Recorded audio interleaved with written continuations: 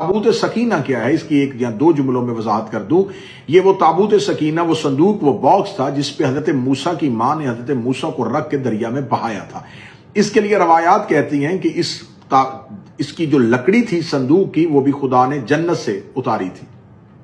اور اسی تابوت کے اندر حضرت موسیٰ ان تمام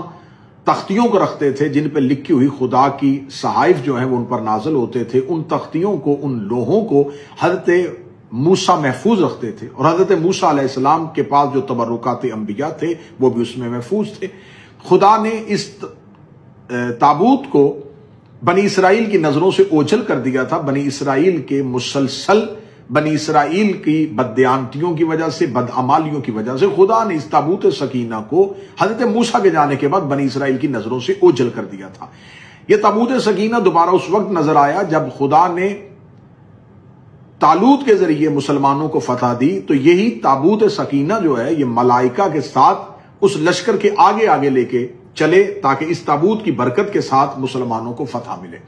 حضرت سلیمان بن داؤد کے پاس اب تخت داؤدی بھی تھا اور وہ تابوت سکینہ بھی تھا۔ اسی معبد کے اندر، اسی ٹیمپل کے اندر جسے ہیکل سلیمانی کہا جاتا ہے، جسے ٹیمپل آف سلیمان کہا جاتا ہے، اسی کے اندر اس تابوت کو اور اس تخت داؤدی کے پتھر کو محفوظ کر دیا جاتا ہے۔ جب اس تخت کو، اس پتھر کو اور اسے یہاں پر محفوظ کر دیا جاتا ہے، تو حضرت داؤد علیہ السلام کے بعد پھر بنی اسرائیل میں مختلف قسم کے انبیاء جو ہیں وہ مبعوث ہوتے رہے، اور بنی اسرائیل پھر اپنی عادتوں سے باز نہ آئی، اور پھر بنی اسرائیل جو ہے وہ اپنے طرف بھیجے ہوئے انبیاء کی توہین اور تکذیب کرتی رہی، اور خدا کے مختلف قسم کے بھیجے ہوئے عذاب ان پر نازل ہوتے